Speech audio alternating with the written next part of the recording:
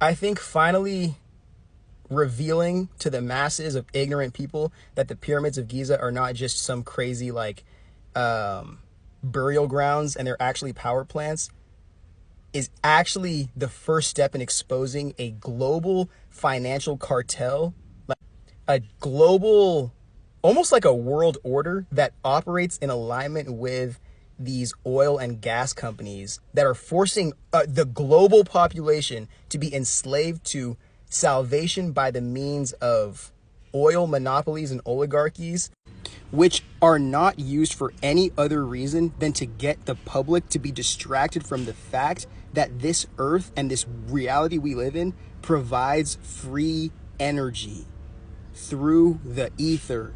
Free energy. But we have to be convinced that the only place we can get energy from is through this oil fracking and burning fossil fuels, destroying the environment, destroying the atmosphere, destroying literally everything.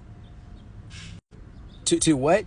Extract wealth to the highest points of society and then have those people just say no anytime the people beneath them beg for access to accommodations or maybe crumbs of that wealth to live a life. I'm telling you right now, Nikola Tesla was knocked off on purpose. That he didn't just mysteriously die and then, oh, we're just going to go raid his property and then steal all of these patents and projects that he was working on. No. Nikola Tesla understood that the biggest project that he could ever work on was accessing free energy and making it a literal free project. I'm telling you right now, if Nikola Tesla was able to kick off a project like that without obstruction, there would be no oil oligarchy. We might have not even had the Gilded Age in America if that happened. Now, mind you, it would have had to happen before the whole like Rockefeller, Carnegie, and all that. And my time periods are a little messed up. But I'm telling you right now, you have to sit here and think how much of the world we live in, especially the modern world we live in, is a consequence, especially the American oligarchs. How many of them are descendants of children from relatives of oil empires? Let's go. And the reason why I made this a global connection is because look at the Saudi empire of oil and gas. When you look at this world that we live on as not like countries, but just giant pirate ships that are all really working in unison, but acting as if we're competing against each other to continue to perpetuate this need for citizens to cling to their nation in like this Battlestar Galactica team sport type bullshit, then you're going to see that it's really just rich versus poor people and them finding a bunch of like intricate systems to get us to play their games that are zero-sum games because we're going to lose every single time and they're just going to win and steal what kind of bullshit we did have access to as a means of having access to play with them, even though they already do have access to everything else.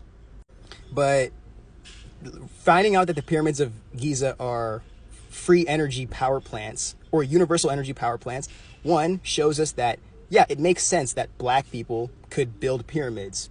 Because when you're, think about this, when you're leveraging free energy from the universe and you create technology that is advanced enough to pull energy from the ether to create real motion in the real world, then you don't have to exploit humans to the gills as slaves. You let humans use highly advanced technology to do non-human things.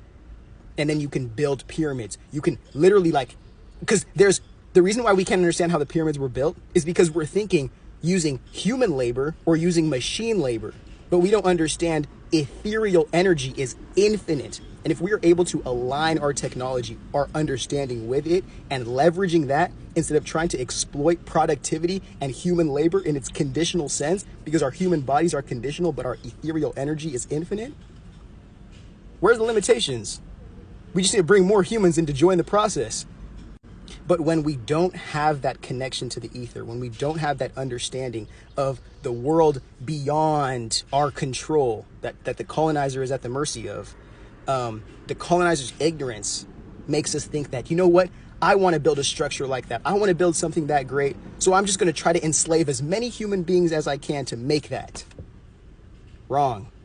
And this even goes into the patriarchal psychosis of it all, because one thing about patriarchy is it forces human beings and all colonized humans underneath the psychosis to live in a very like back to front mindset rather than a what has the potential to become and how much can we invest into manifesting that potential.